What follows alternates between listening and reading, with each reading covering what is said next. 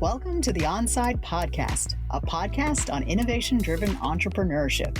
Join us on this journey as we amplify the power of disruptive ideas. Hi, everybody. Thanks so much for joining us today. We're very excited to have you back again for the Onside Podcast, the podcast for innovation-driven entrepreneurship here in Canada.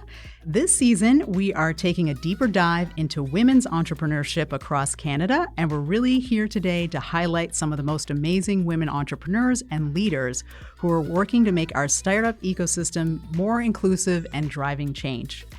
This fireside chat is being brought to you as a part of the Start Now Incubator, a project that's being led by Onside, which is looking to support diverse and intersectional women and rural women across Canada to start and grow their businesses.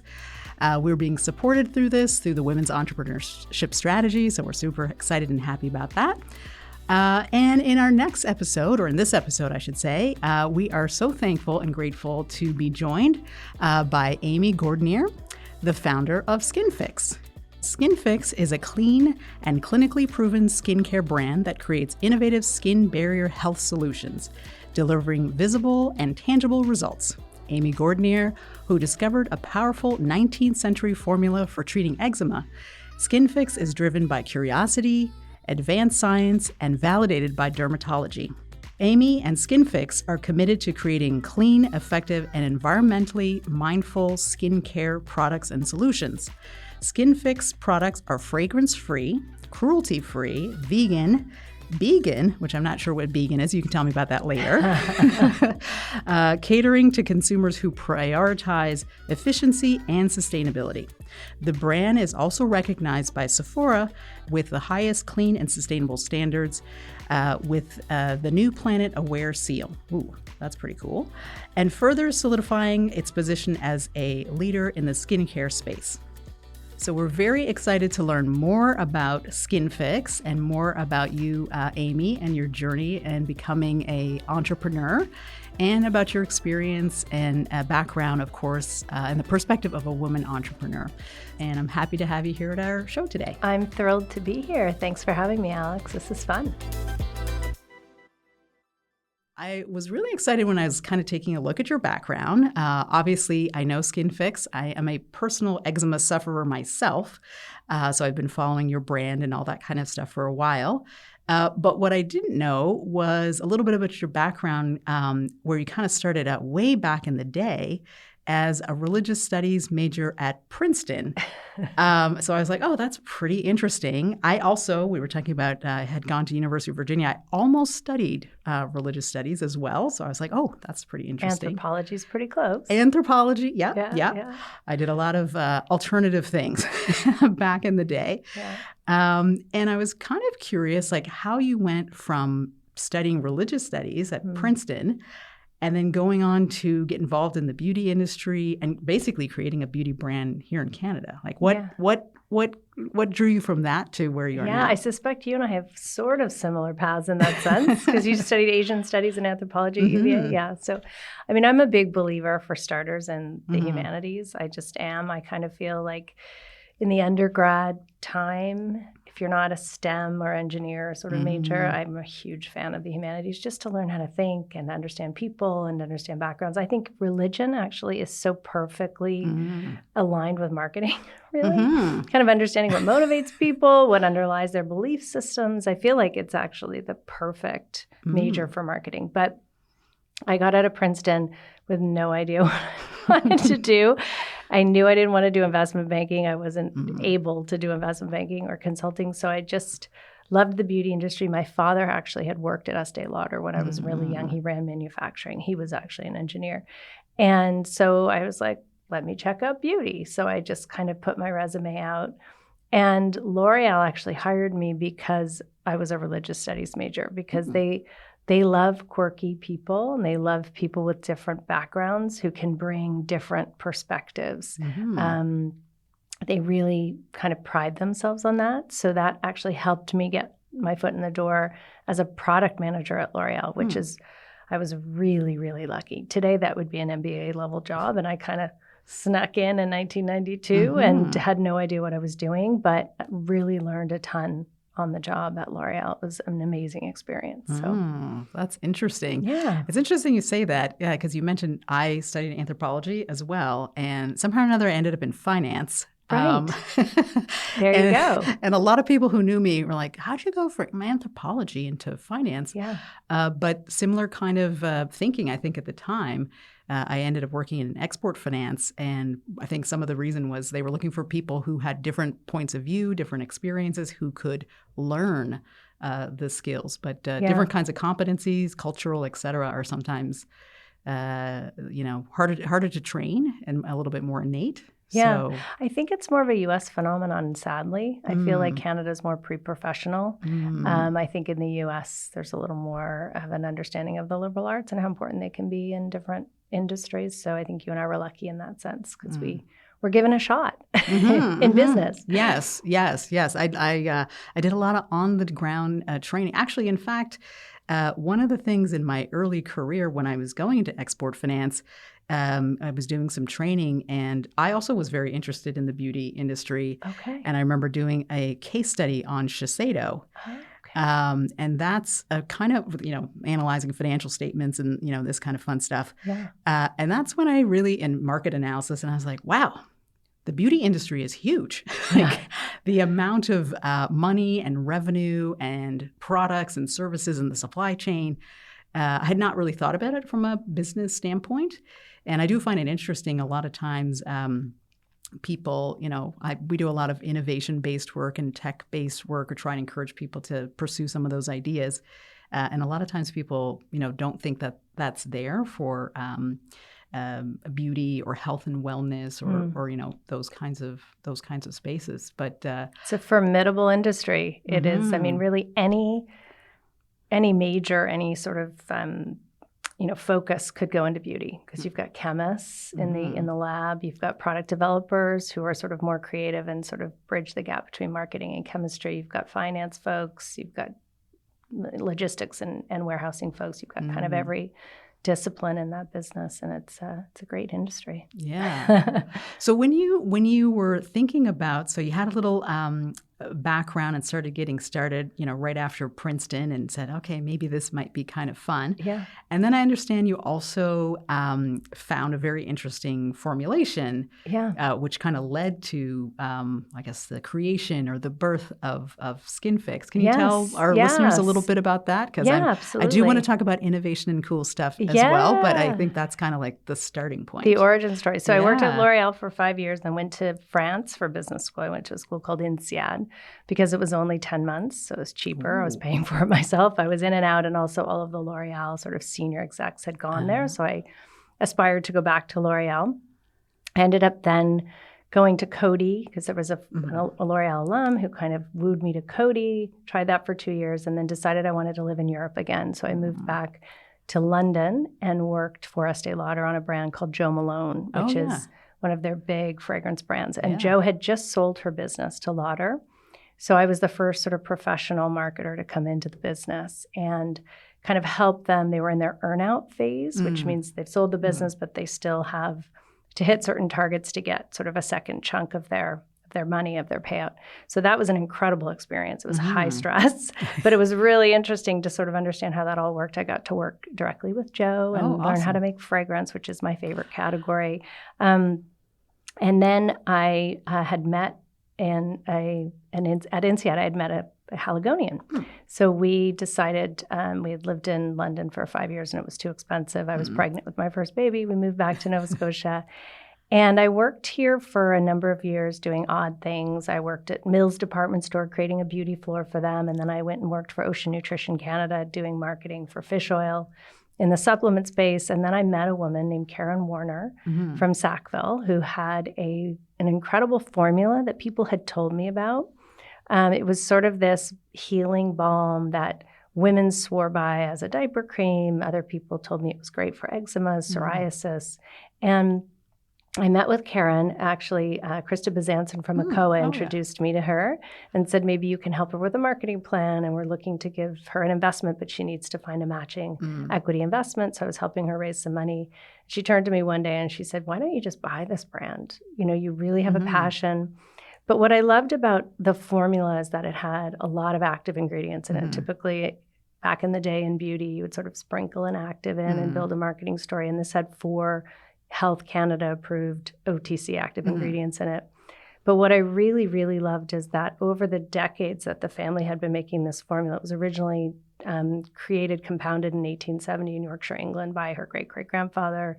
They had emigrated to Canada in the early 1900s, and they continued to make it out of their home. And over the decades, they had collected literally hundreds of testimonials, letters from people who really poured their hearts out about how it had helped with diabetic foot ulcers. It had helped with a mother whose child had eczema and couldn't play in the sandbox at school because of the open wounds, and all sorts of things that people had been suffering with. And they talked about the emotional impact of these skin issues on their lives and their quality of life, and how this product had helped heal their skin when nothing else had worked. So that's really what got me. I said, I love beauty. I love the skincare space, but I really love this idea that it's a beauty product that's truly helping people. It was truly a wellness product. So I mortgaged my house and begged for investment from family and friends, and bought the business from the original founder and started the company sort of 2.0 here in Halifax. Okay. Well, that's amazing. Yeah. That's amazing. Well, I think it's really interesting about the active ingredients and finding things that actually work. I too am an eczema sufferer, so I am constantly trying to keep my skin healthy, keep it hydrated, not let things kind of irritate me. And it is you talk about kind of the emotional impact. Yes. When you're very uncomfortable, or if you're a small child and you're scratching, or you can't go out to school, or you have it on your face, it really has also has an emotional component in addition to your physical as well. So it definitely does. And it's really gratifying even today to read the testimonials that roll in on a daily basis, not just about our eczema products or our sort of therapeutics, but also even just about our barrier line that really helps to heal the skin barrier and give you healthier skin. We just get, the amount of passion and love for this product is kind of crazy. We have the highest loyalty and repurchase rate of any skincare product at Sephora North America, which is a huge testament to how well the formula, all based on the original balm, work to help heal people's skin. And that feels really good. It's not just a beauty product that it's not just a commercial endeavor. It's really a sort of a purpose-driven business in that sense. I love that. Yeah. I love that. And you mentioned a little bit when you were kind of getting started, and I've heard this from a few people, borrowing, convincing your family. What was that like when you were trying to tell people, I have this great idea. I swear this is going to be, worth it, or how did you convince people that this was like the right path? And were there any people kind of along the way that you felt really helped you? You mentioned ACOA, which is Atlantic Canada Opportunities Agency. So how did you convince people? And then were there some folks along the way that you thought were instrumental? Yeah, frankly, it was mostly people like my father and my brother initially, and friends, because it was very hard to convince people who weren't sort of connected to me and didn't feel a sense of obligation, very honestly. But I was also really lucky to connect with a local family office / private equity that I ended up, having a personal connection to, who really were the ones that gave us a material amount of money to get started and continued to fund us even when, frankly, maybe they shouldn't have, the years that were really tough, and they continued to invest in us because we had started in the mass market. We launched at Target in the U.S. in full distribution, and then we launched at Shoppers Drug Mart. We were on QVC for a bit, and then we kind of decided to take a look at our distribution. And it was a moment when we really had an opportunity to launch at Sephora, when Sephora was really leaning into this idea of clean and therapeutic. But that took a lot of investment to kind of reboot the company in 2019. And so this family office here in Nova Scotia, but then also my brother, were really instrumental in saying, okay, we're going to back you to go for it, sort of Skin Fix 3.0. And I was really lucky in that sense, because that's a very unusual set of circumstances, and I'm very grateful for it. But I'm also I understand very deeply, especially because I work with a lot of entrepreneurs in the beauty space, that isn't a normal situation. And it gave me an advantage, frankly, to keep going during the years when I might not have made it. Yeah. Do you think I hear this a lot as well.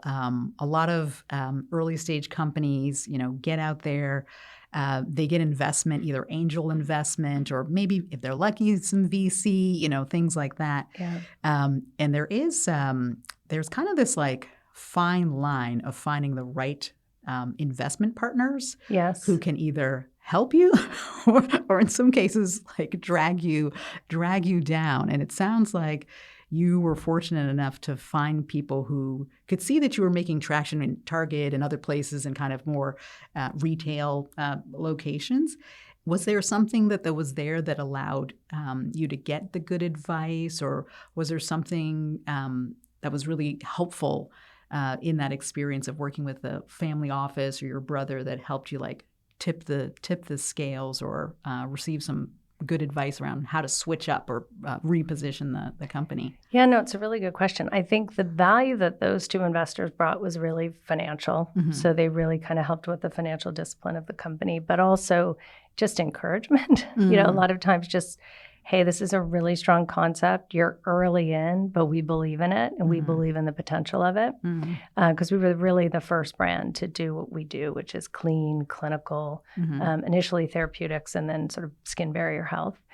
But we now have another investor. We did get a private equity investor from the beauty space about 2.5 years ago, coming up on 3 years now, called Stride Consumer Partners. And they had been invested in Tatcha, which sold to Unilever, Urban Decay, which sold to L'Oreal, Dry Bar, which was a hair concept in the US, and forgetting the fourth. But they had had a lot of really big successes in beauty.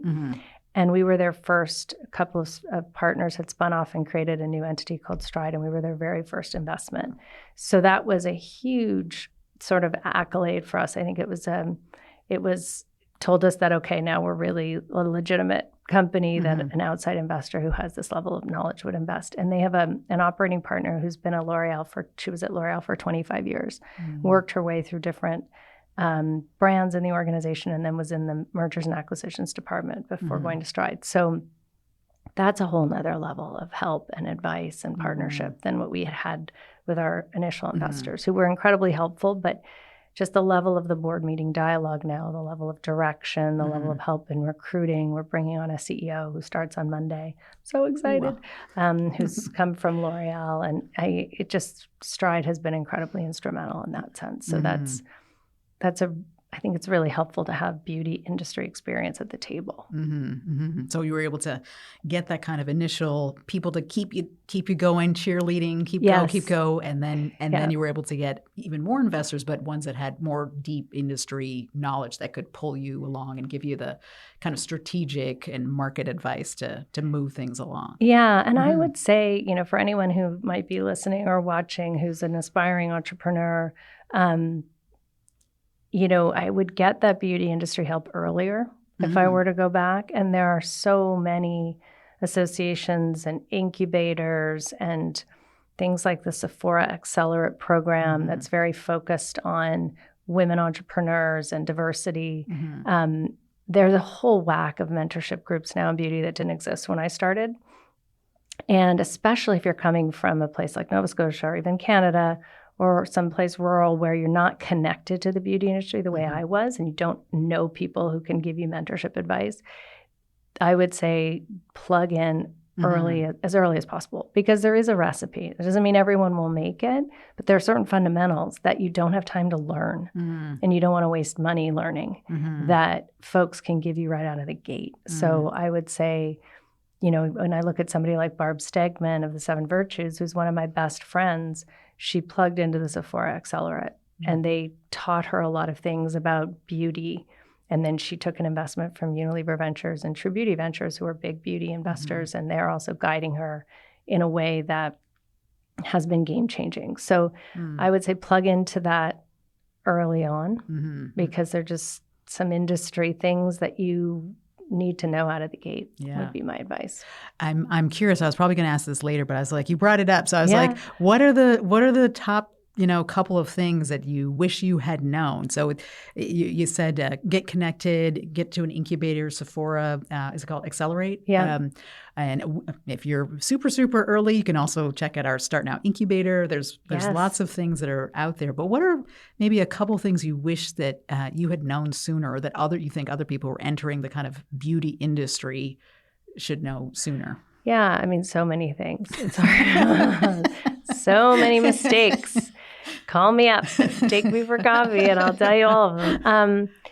I think one of them is that, well, two things that are somewhat contradictory in a way. Like, you do need a certain amount of money. A friend of mine who is he's the editor of Beauty Independent, which is one of the big beauty industry publications, a really smart guy, has kind of done a case study and said, in his mind, you need $2 million to like get traction, to even like get over the hump. And that's probably at Sephora, because they help a lot, and they give incubation funding, and they give a lot of marketing support. If you're going in mass, it's probably more than that. But he's sort of said this idea that you can do it with a couple $100,000 is a bit of a misnomer, because sure, you can produce a product and get it out there on shelf or on D2C, but really in his mind, you need $2 million US to get yourself to traction. And I think he's probably right.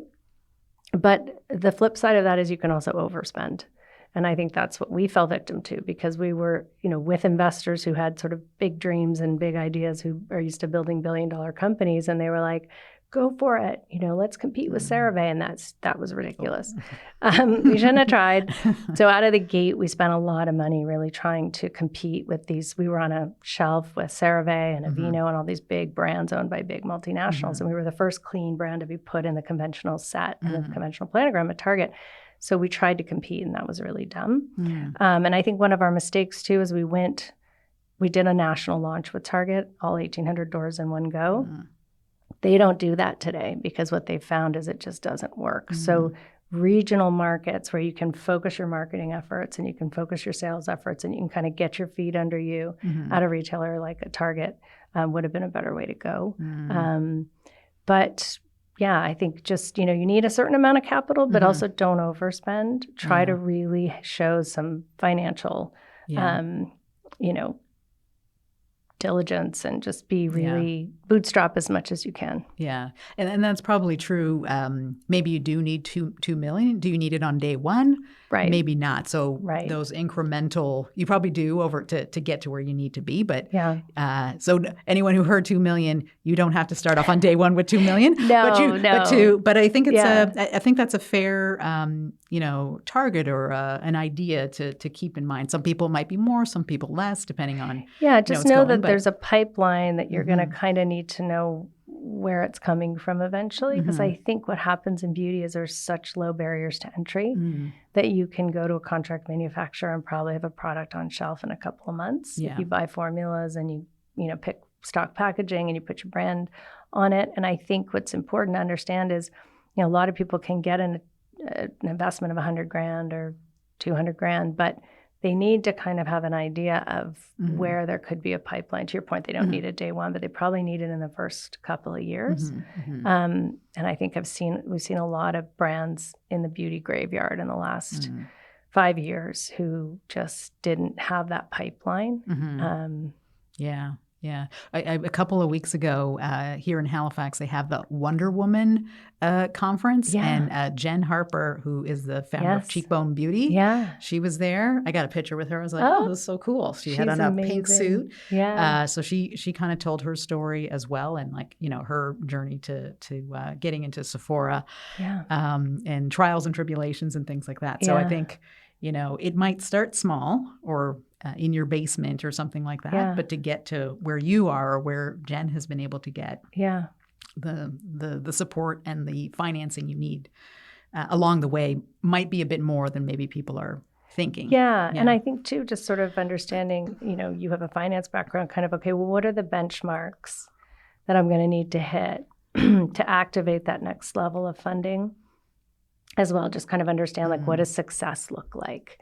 Launching at retail is unfortunately not success. It's actually a lot easier than you think it is. Getting into a Sephora is hard, but there are a lot of brands that get there and don't make it. So sort of like, okay, well, what is making sure you talk to the retailer and say, well, what does success look like? What do I need to achieve to get to from 4 SKUs to 1 shelf, from 1 shelf to 2 shelves, from 2 shelves to a gondola, so that you kind of understand, what that trajectory will look like, and then you can make your case to investors along the way that you're hitting those benchmarks and you're showing success and momentum and unlock more funding. But it's tough. The funding part is the hardest part, I think. Yeah, I think, and the mental fortitude. Yeah, the mental fortitude. Yeah, to keep it going. Yeah. Well, one thing you've touched on, and you've mentioned a couple of your, brands and things like that, or areas of themes of focus. I'm always interested in this, especially for beauty or health and wellness, or pretty much anything. What's the role that curiosity and innovation kind of play with Skin Fix? Because you started out with one, formula, one product. Yeah. And when I go to Sephora, I see a whole shelf full of wonderful things that I'm rubbing on myself. Yeah. So what is the role that kind of curiosity and innovation play kind of in your? It's huge. I mean, product is the engine. If you're a Sephora brand in particular, I think, marketing is incredibly important, but product is the engine, and it really starts with product. And Sephora won't put a product on shelf unless they think it's innovative. And sure, there's some aspect of Me Too. There's some aspect of, we see a lot of momentum in this category, so we're going to launch a product in that category, but you better bring some point of differentiation or they're not going to take it. And when they're 80% of your distribution, if they don't take it, you don't make it. Yeah. So I always say that to my team. I'm like, if they don't like it, we don't have anywhere else to launch it. We can launch it on our own .com, but it's not going to be enough volume. So curiosity is really important. And I think in the case of Skin Fix, because we were such a specialized brand, we were building products from the ground up to treat skin concerns and doing it with clean ingredients, which was really challenging and difficult. I had to really get a deep understanding of skincare chemistry. And a lot of brands will go to a contract manufacturer and they have a library of formulas and they'll take one and they might tweak it to become theirs. We build from the ground up because we're treating a skin disease and I need to work with derms. I need to understand what's out there in terms of prescription therapeutics and what's out there in terms of natural ingredients that have clinical efficacy, because I've got to also make sure that the derms are going to be on board with what we develop. We sell in derm offices as well. And then every single ingredient is thoughtfully put together and stacked to deliver on our proposition. And then we put our products through clinical testing that's pretty rigorous to show if it delivers. So curiosity is super important because we've got to first come up with something that doesn't yet exist on the shelves of Sephora in some way, shape, or form. And then we've got to really kind of dig in and build it. And not only do we have to deliver the ingredients, we have to deliver on texture, we have to deliver on packaging experience, on color. The whole sensorial side of beauty is really important, especially in a Sephora environment.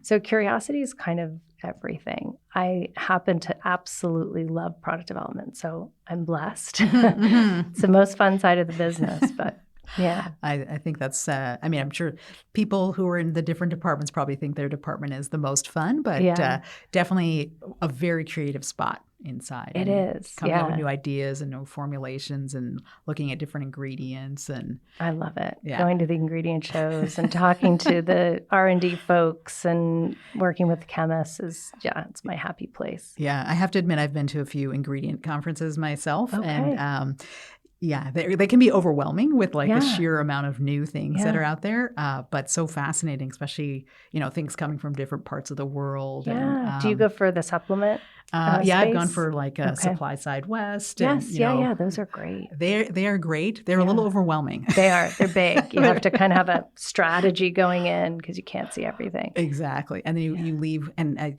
I learned this from going to a few other things. I used to go to some food and kind of health and wellness conferences like in Geneva and places like this. And in the beginning, I'd get so excited and I'd try every cream. If it was like a CBD cream, and I'd be taking all kinds of supplements and eating all this. And after about 2 hours, and I was like, oh my God, how many different kinds of vitamins and supplements and creams have I run on myself? I was like, this is probably dangerous. I should probably stop. Right. My curiosity might kill me. Yeah. No, it's so true. Yeah. Well, I know that, the company has been growing and the product line has been growing, and Skin Fix is headquartered in New York City. What led to the decision to headquarter the company in New York City, and like what advantage or benefit do you get from? I mean, it's New York, so Yeah, there's that.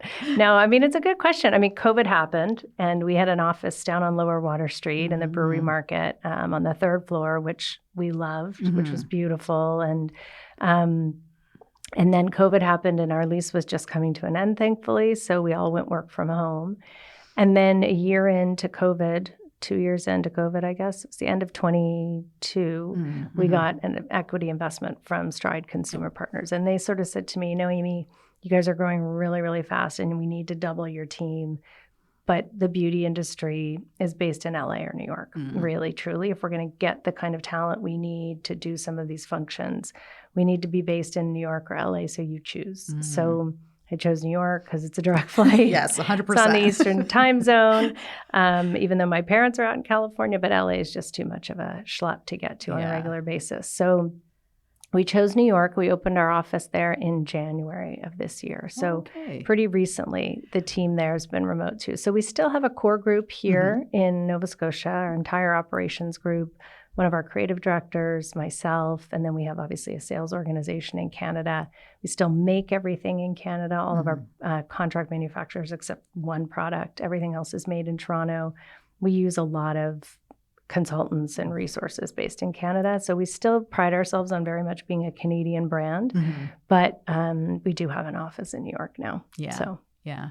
Well, if you're at the center of beauty or fashion, I think that makes a lot of sense. And I've heard the same thing actually in the life sciences sector. We have a growing sector here in Nova Scotia, and same kind of pull for Boston. Where we have some very interesting MIT and just all kinds of all the hospitals and things like that, and the researchers and Moderna, so same makes kind sense. Of thing where we have some really great talent and things popping up here in Nova Scotia and Canada, but some of that additional expertise is in places like Boston and New York. And if we can tap into that or access that, it's helping us to grow and reach new markets, really. Yeah. No, absolutely. But we still are very sort of dedicated to our Canadian roots as a brand, SkinFix. Our new CEO, he's actually from South Africa originally, but he ran a division of L'Oreal in Canada for a few years, which was really appealing to me. He's been to Halifax. He knows Canada. He loves Canada. And it was important to me that we had someone that could really identify with our Canadian heritage, because it's important. We're very proud of it. Barb and I both are very proud of being sort of the two Nova Scotian beauty brands at Sephora. I love it. And I love her fragrances as well. So I always check those out. Yeah, she's amazing. I don't know if you've been to her atelier down on the waterfront yet. I have not. I'm going to You can make your own fragrance. My daughter's working there. She's in love with it and in love with Barb. She's such an incredible human being, but it's really cool. It's at Queen's Mark next to Bar Sophia, and I encourage everyone to go. Make your own perfume, spend an hour there. It's just like Alice in Wonderland. Random. Well, I'm definitely going to do that. We have team time every month, so maybe we have to do a little team time and make some perfume. I see the team is over there in the window. They're looking. They're like, yes, let's. Yes, she does group events, and she'll bring out Prosecco and do it. It's super fun. That's so well. You know what? I've never met Barb Sackman, but indirectly, she's one of the reasons why I'm here in Halifax, because she saw my husband Kevin speak at a conference, I think in Vancouver, or I don't know. We were living in Washington, D.C. at the time. Oh my gosh. She saw him speaking at a conference. We were working in the States, and she connected with Sarah Young from Sandpiper and National, and was like, hey, there's somebody really interesting I think you should take a look at and talk to Kevin. And she came down to Washington, D.C. I think her brother worked at the World Bank or something. And so indirectly, I've never met Barb, but indirectly, she's the reason why I'm here in Halifax. That's amazing. You have to have her on your podcast. She's an inspirational speaker, motivational speaker, and she has an incredible story born and raised in rural Nova Scotia. I think she'd be a good guest. Okay, Yeah. we'll add her to the list. Yeah, if you want me to connect you. I'm sure you're still connected. But. Yeah, that would be awesome. Yeah. That would be awesome. Well, I do want to talk a little bit. I mentioned a little bit about your growing line of things at Sephora. I've noticed over the years, it's like getting bigger. You have like your own little section there. We do. In Canada, we're moving to the 6 shelves on the wall this year. That's a big accomplishment. Yeah, we're excited. Yeah. Well, why don't you tell me a little bit about some of the new products and things that you guys have been able to create and kind of what led to those? Yeah, so I think the most exciting thing we did this year was we actually created a patented complex for skin barrier health. So we're sort of the first brand. We've been working, when I started developing products in the therapeutic space, so eczema, rosacea, KP, et cetera, I was working directly with dermatologists. One of the first things I did is I took the original product to a derm in Toronto and I said, what do you think of this? And she said, I love it. You need to do some clinicals. We started working together. So I've been working with the dermatologist community in North America for a decade. We have a scientific advisory board of 4 of the top derms in the region in North America. And as I was working on products with them, they kept talking about skin barrier health. Skin barrier health. It's kind of at the root of everything. If you have acne, if you have eczema, if you have rosacea, there's some sort of dysbiosis or imbalance in the skin barrier. So I got really curious about the barrier itself and really dug in to understand what was going on and how we might be able to treat the barrier and kind of bring skin back to a state of health so that there was less incidence of skin issues. And so Barrier, we're known at Sephora for being the brand that brought skin barrier to Sephora. Now it's the hottest category of skincare today. So we're sort of thinking all the time about, okay, how do we continue to show our superiority in this space? And we looked at a lot of ingredients and figured out how we could create a complex that has incredible efficacy for doing things like increasing the actual ceramides in your skin, increasing the fatty acids, increasing the aquaporin production, increasing things like filaggrin. So we did some exhaustive studies at the in vitro and in vivo level to prove that we were actually changing the physiology of the skin. So we relaunched our hero products, our triple lipid peptide cream, which is a top 3 moisturizer at Sephora, and our skin barrier gel restoring cream with this patented complex in it. So that was kind of the most exciting thing we did this year. And then we're pulling it through every other product in our line now, and really sort of everything starts with skin barrier health first. Let's get the skin barrier in balance, and then we sort of add the actives on top that are treating whatever concern we're looking at. So we also launched a new cleanser in June. That is really interesting. It's the first cleanser at Sephora that is clinically proven to remove sunscreen in one cleanse. Ooh. So we tried it with a waterproof. I got to get that. Yeah, especially in the summer. We want, as a derm brand, we want everyone wearing sunscreen, but we want you also removing it. There's no value in having sunscreen on while you go to sleep. So it takes sunscreen off in one cleanse, and then it has a really cool ingredient that helps protect the barrier when you cleanse. So that's our latest innovation, and more to come. That sounds. Well, I'm anything. As I said, I've had skin problems my kind of whole life, so appreciate the sunscreen issue and getting it off. And then, if your skin's too dry, especially if you have eczema or something else, like your skin gets cracky. And I try my best to stay away from all kinds of things that are steroids, and it as a precipitous cycle. So I'm really looking forward to checking these things out and trying. Well, I'll send you some. I'll send your team some. Well, that sounds amazing. I forgot to ask you this when we were talking a little bit about New York and kind of what's happening there. But obviously, you are a female founder, a woman founder. Yeah. And you mentioned kind of over COVID, recognizing an opportunity to move into the U.S. market a little bit further with your company, get resources and people and talent to really help your company grow while keeping true to the Nova Scotian Canadian roots. But I'm actually kind of curious around what's that transition been like.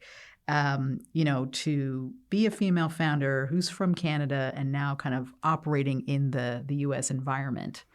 What is that like? Yeah, I mean, I think I'm a unique case because, like you, I'm actually American originally. And so I'm dual. I've lived here for 20 years. Same. And I worked in the beauty industry in the US. So I think that Barb and I talk a lot about this because I really mentored her and connected her and plugged her in and really pushed her to get to New York and to go to things like the Women's Wear CEO Summit, to get involved with CEW, to get involved with Beauty Independent, Beauty Matter, because it's really important to be visible in that ecosystem.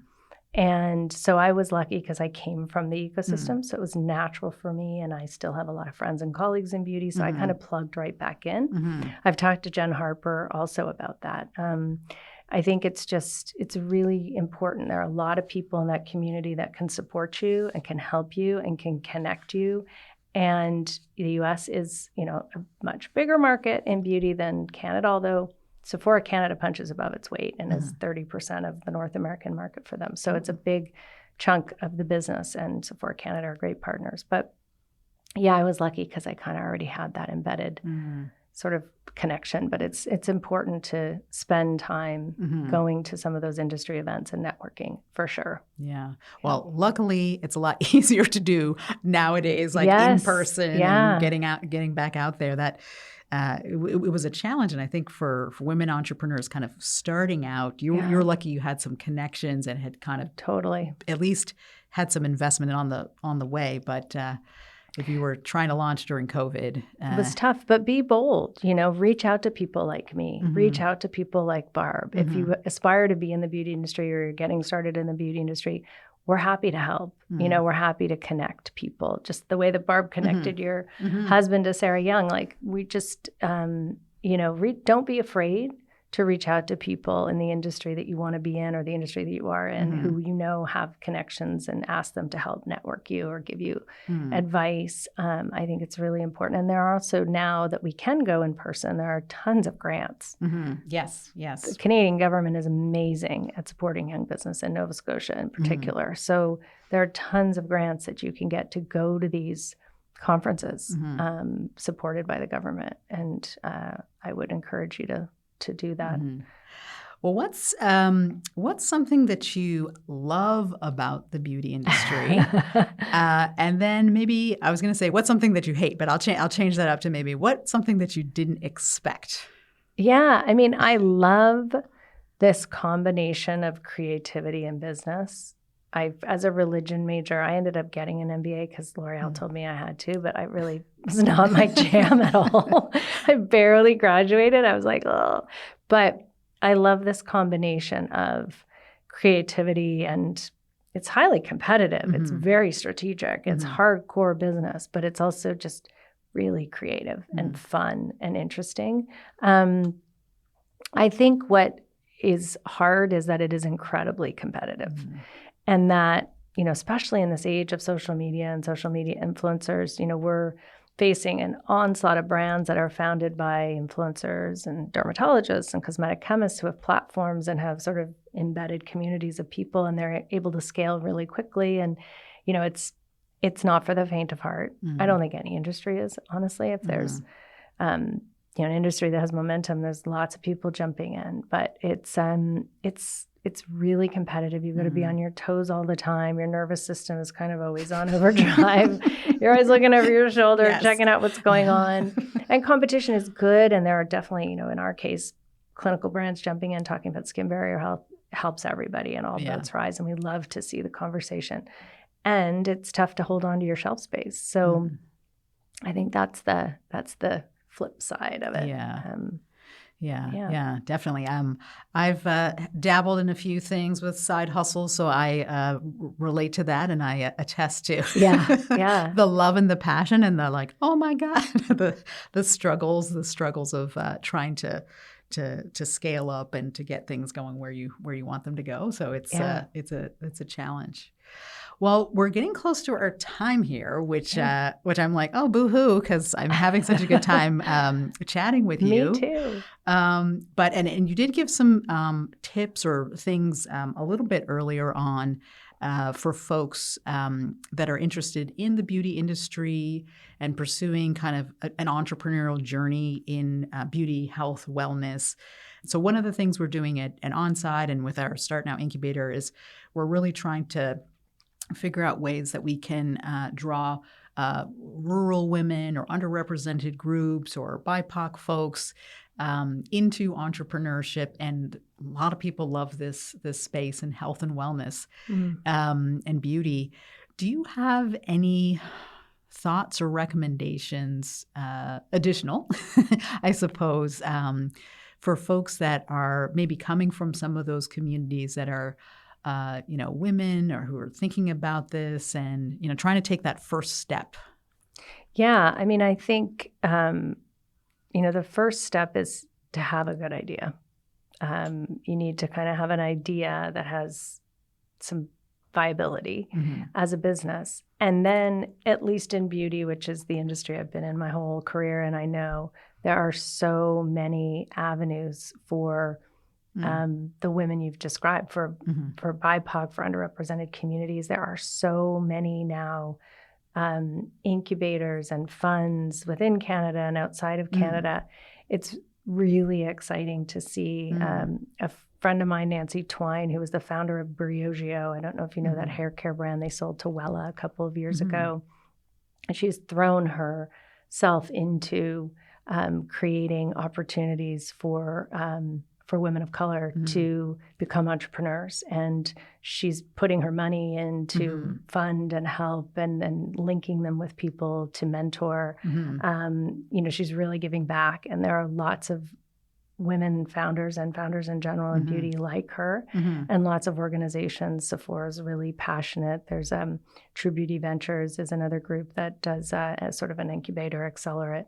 So there are some really interesting programs. They're competitive. You have to have a really good idea. You don't necessarily have gotten started yet, but you have to have a plan, and you have to have a good concept and a good idea.